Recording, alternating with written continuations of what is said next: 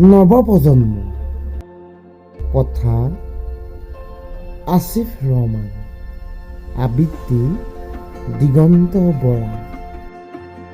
কোন দিশে আজি নৱপ্ৰজন্ম, কোন দিশে কৰিছে গতি, কোন দিশে ঢাল মেলিছে, কোন দিশে বৈছে সুতি। পঢ়াশালীৰ থল বুলি মোবাইল ল'লে হাতত, একাংশই পঢ়িছে একাংশই মাতিছে বিপদ।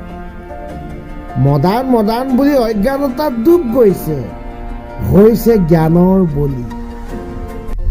জ্যেষ্ঠজনৰো কাণসাৰ নাই, দিছে উৎসাহ তুলি। তোৰ কি যুক্তি আছে আনক দিবি শিক্ষা, বেয়াটো দেখিলেও চকু মুদি গুচি আহ।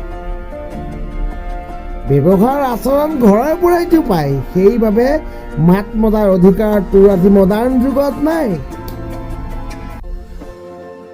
কিতাপৰ বেগটো পিঠিত তুলি ল'লে জ্ঞানৰ সমাপ্তি নহয়, ঘটিব লাগে।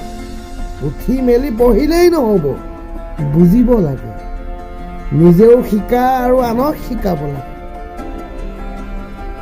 নৱপ্ৰজন্মৰ উৎসাহবোৰ ধেমেলীয়া কথা আৰু কৌতুক অভিনয়। সেয়েহে পৰীক্ষাৰ বহি আগুৰে ডাঙৰ ডাঙৰ শূন্য। জানো বেবী কথাবোৰে সংসাৰ তৰে, অজ্ঞানতাৰ বাবে সি আজি প্ৰেমত পৰে, অজ্ঞানতাৰ বাবে সি আজি প্ৰেমত পৰে।